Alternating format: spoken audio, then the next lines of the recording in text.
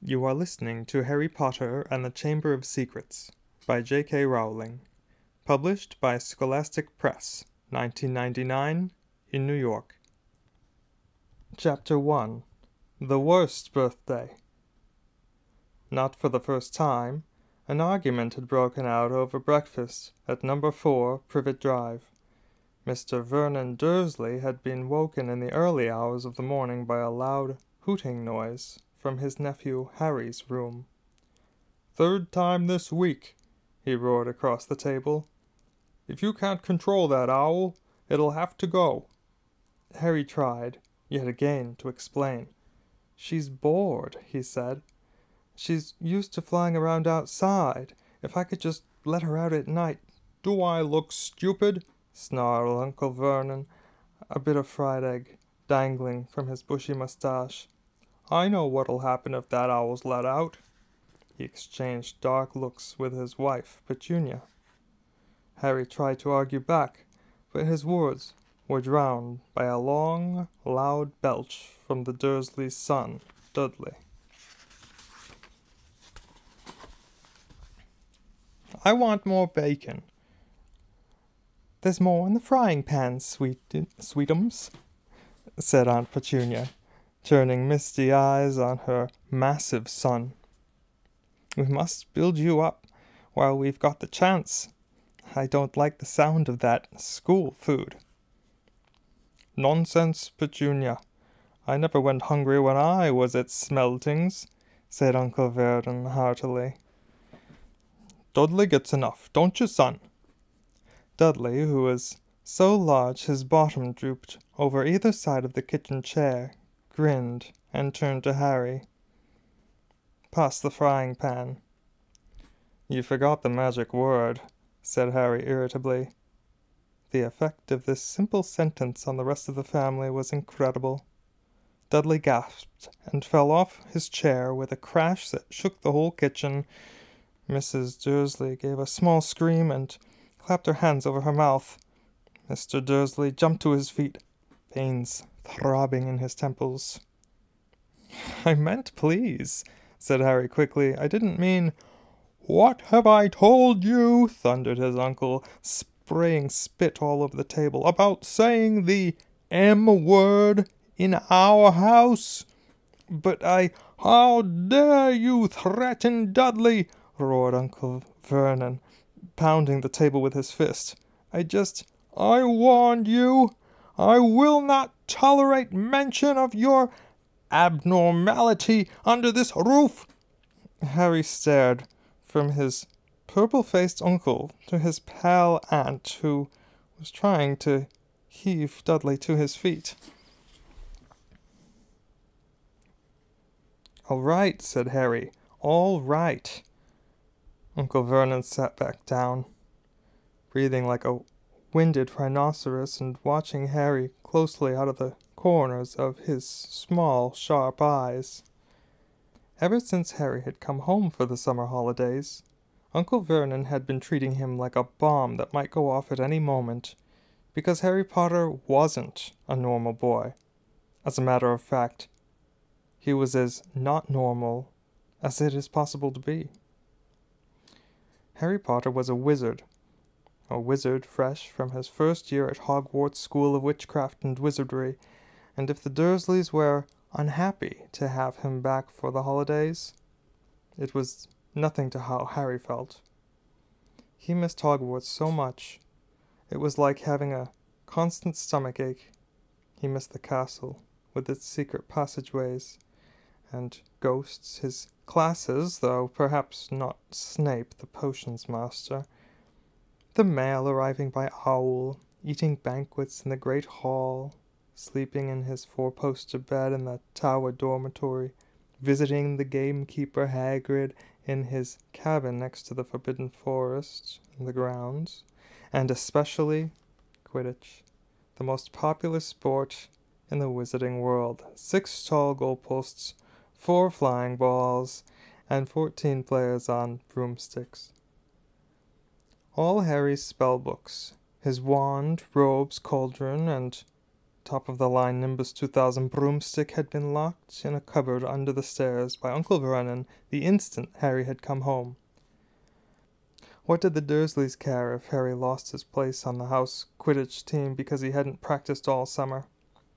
What was it to the Dursleys if Harry went back to school without any of his homework done? The Dursleys were what wizards called muggles. Not a drop of magical blood in their veins. And as far as they were concerned, having a wizard in the family was a matter of deepest shame. Uncle Vernon had even padlocked Harry's owl Hedwig inside her cage to stop her from carrying messages to anyone in the wizarding world.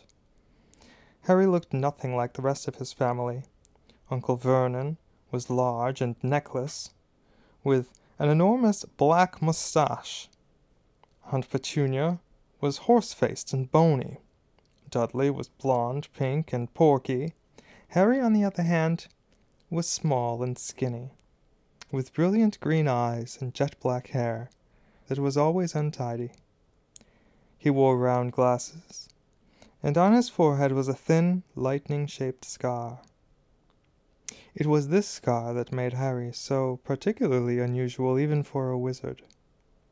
This scar was the only hint of Harry's mysterious past, of the reason he had been left on the Dursleys' doorstep 11 years ago. At the age of 1 year old, Harry had somehow survived a curse from the greatest dark sorcerer of all time, Lord Voldemort, whose name most witches and wizards still feared to speak.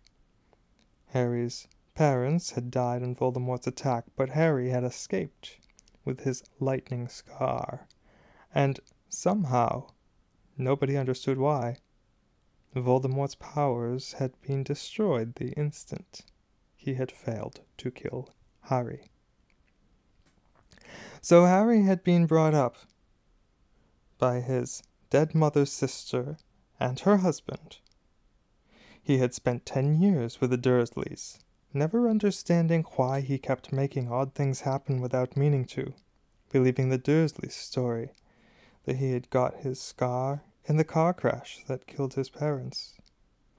And then exactly 1 year ago, Hogwarts had written to Harry, and the whole story had come out.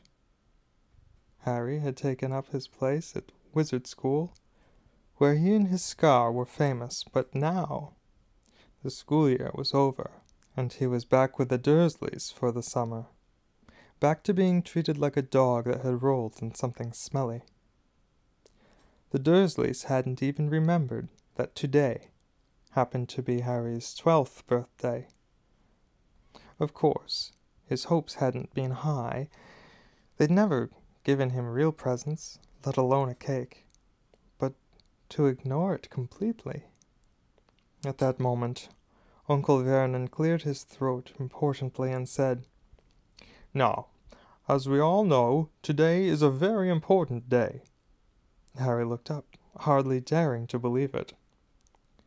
"This could well be the day I make the biggest deal of my career," said Uncle Vernon. Harry went back to his toast. Of course, he thought bitterly, Uncle Vernon was talking about the stupid dinner party. He'd been talking about nothing else for 2 weeks. Some rich builder and his wife were coming to dinner, and Uncle Vernon was hoping to get a huge order from him. Uncle Vernon's company made drills. "I think we should run through the schedule one more time," said Uncle Vernon. "We should all be in position at 8 o'clock. Petunia, you will be—" "In the lounge," said Aunt Petunia promptly, "waiting to welcome them graciously to our home." "Good, good. And Dudley?" "I'll be waiting to open the door." Dudley put on a foul, simpering smile. "May I take your coats, Mr. and Mrs. Mason?" "They'll love him," cried Aunt Petunia rapturously.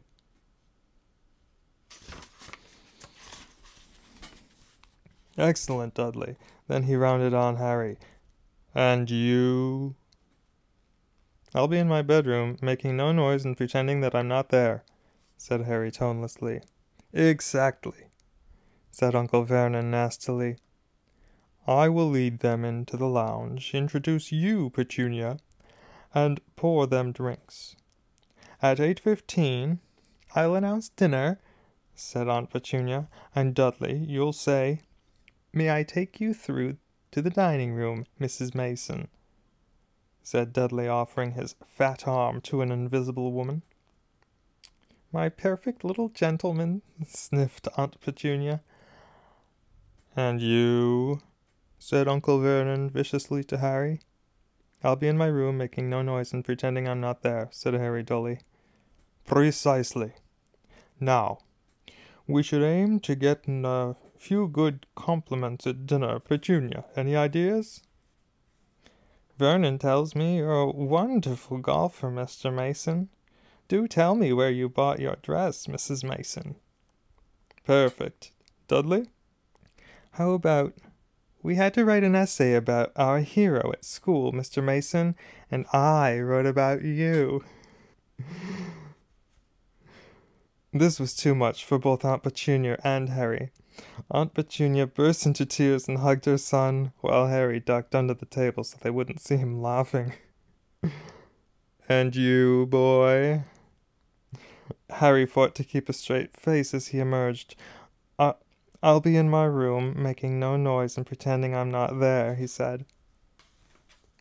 Too right, you will, said Uncle Vernon forcefully. The Masons don't know anything about you, and it's going to stay that way.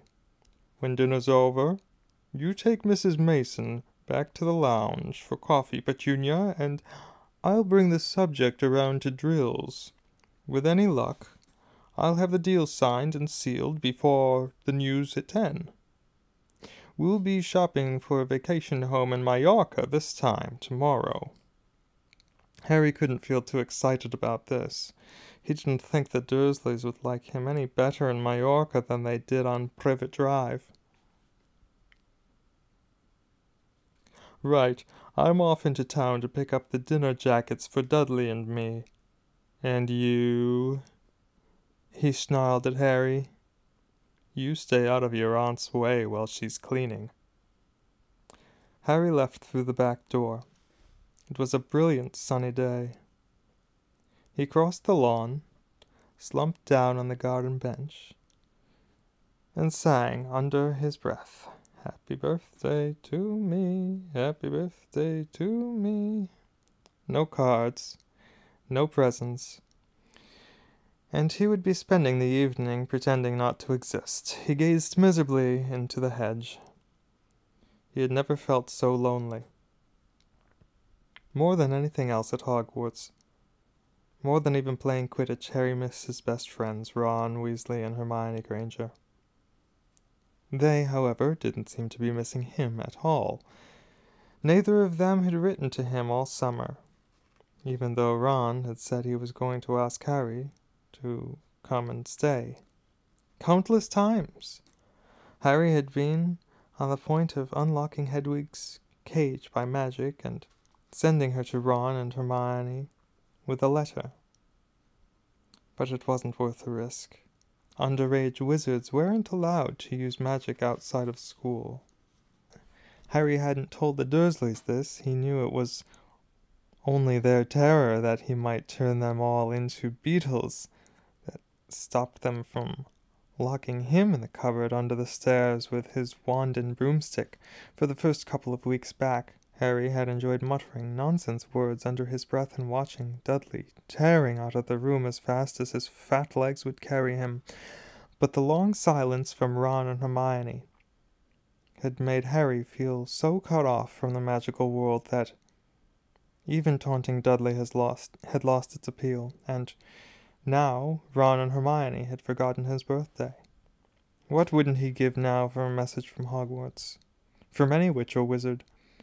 He'd almost be glad of a sight of his archenemy Draco Malfoy, just to be sure it hadn't been all a dream. Not that his whole year at Hogwarts had been fun. At the very end of last term, Harry had come face to face with none other than Lord Voldemort himself. Lord Voldemort might be a ruin of his former self, but he was still terrifying, still cunning, still determined to regain power.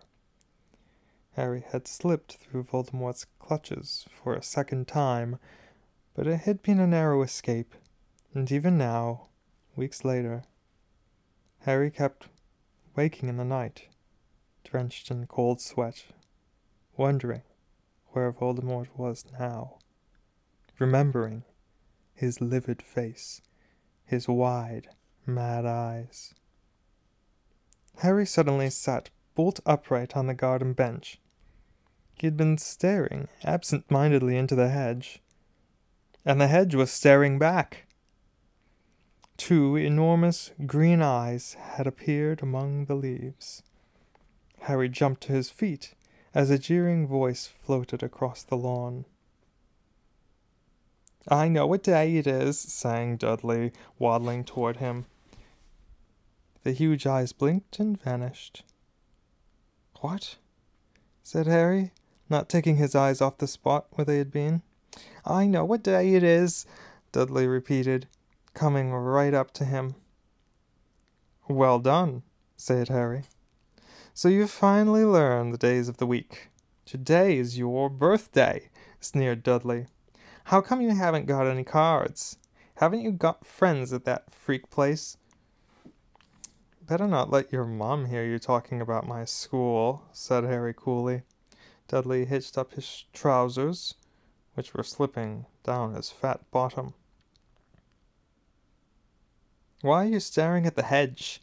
he said suspiciously. "I'm trying to decide what would be the best spell to set it on fire," said Harry. Dudley stumbled backward at once, a look of panic on his fat face. "You can't. Dad told me you're not allowed to do magic. He said he'll chuck you out of the house, and you haven't got anywhere else to go. You haven't got any friends to take you." "Jiggery pokery," said Harry in a fierce voice. "Hocus pocus squealy wiggly, Mom!" howled Dudley, tripping over his feet as he dashed back toward the house. "Mom, he's doing you know what." Harry paid dearly for this moment of fun. As neither Dudley nor the hedge was in any way hurt, Aunt Petunia knew he hadn't really done magic, but he still had to duck as she aimed a heavy blow at his head with the soapy frying pan. Then she gave him work to do, with the promise that he wouldn't eat again until he'd finished. While Dudley lolled around watching and eating ice cream, Harry cleaned the windows, washed the car, mowed the lawn, trimmed the flower beds, pruned and watered the roses, and repainted the garden bench. The sun blazed overhead, burning the back of his neck. Harry knew he shouldn't have risen to Dudley's bait, but Dudley had said the very thing Harry had been thinking himself. Maybe he didn't have any friends at Hogwarts. "Wish they could see famous Harry Potter now," he thought savagely, as he spread manure on the flower beds, his back aching, sweat running down his face. It was 7:30 in the evening, when at last, exhausted, he heard Aunt Petunia calling him. "Get in here and walk on the newspaper." Harry moved gladly into the shade of the gleaming kitchen. On top of the fridge stood tonight's pudding, a large mound of whipped cream and sugared violets. A loin of roast pork was sizzling in the oven. "Eat quickly, the Masons will be here soon," snapped Aunt Petunia, pointing to 2 slices of bread and a lump of cheese on the kitchen table. She was already wearing a salmon pink cocktail dress. Harry washed his hands and bolted down his pitiful supper. The moment he had finished, Aunt Petunia whisked away his plate. "Upstairs, hurry!" As he passed the door to the living room, Harry caught a glimpse of Uncle Vernon and Dudley in bow ties and dinner jackets. He had only just reached the upstairs landing when the doorbell rang, and Uncle Vernon's furious face appeared at the foot of the stairs. Remember, boy, one sound. Harry crossed to his bedroom on tiptoe, slipped inside, closed the door, and turned to collapse on the bed. The trouble was, there was already somebody sitting on it.